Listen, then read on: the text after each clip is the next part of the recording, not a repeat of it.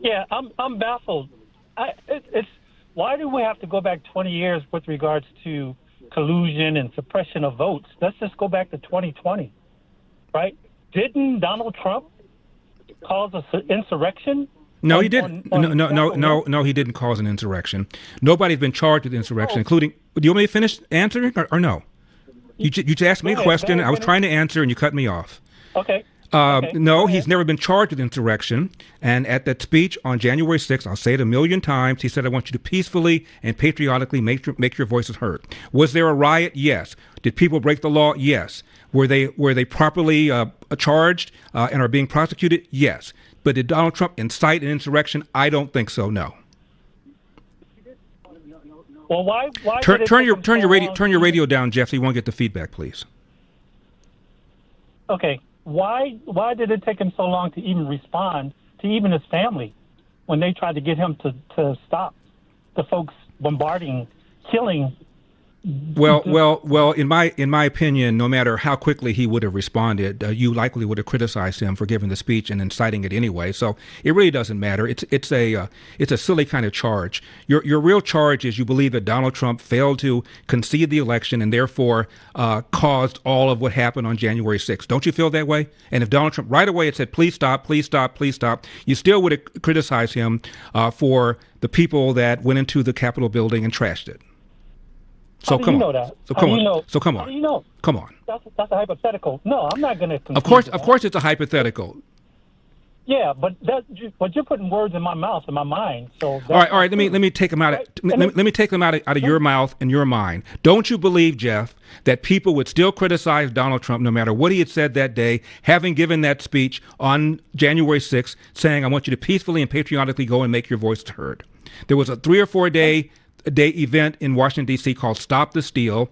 Many people feel that the election wasn't stolen in the first place, therefore there shouldn't have been a gathering, and they blame Donald Trump for that. So I know I'm giving a hypothetical, Jeff. I believe that people would have criticized him anyway.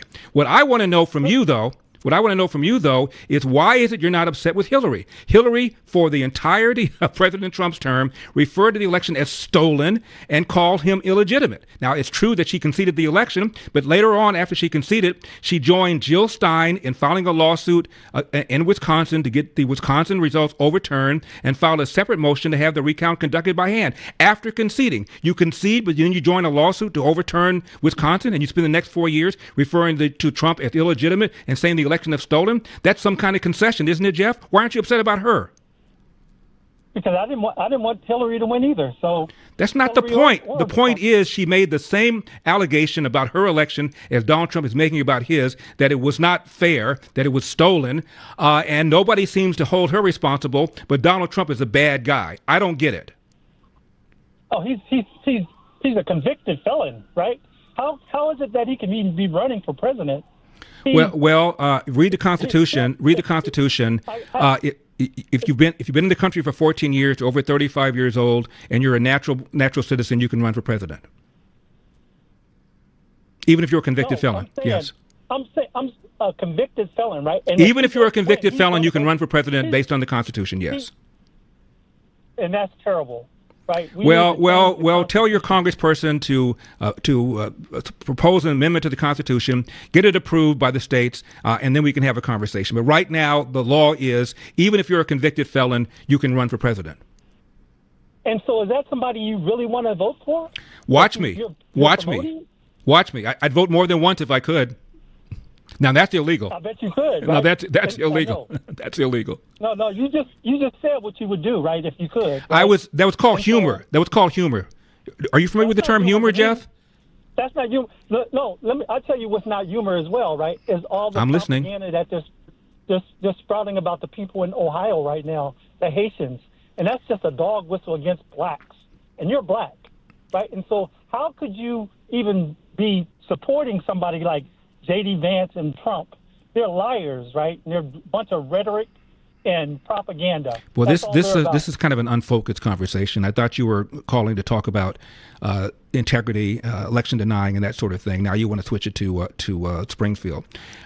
Since you've brought it up, do I believe that there are Haitians eating animals? Yes, I do. Do I believe there are Haitians eating pets? There has been no credible news of that, But I played you people who are testifying before city council claiming that they've seen these Haitians take ducks out of ponds and break their necks. I presume they're breaking their necks to eat them.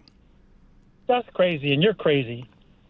So that's your argument. I'm crazy. That's crazy. Well, I hung up.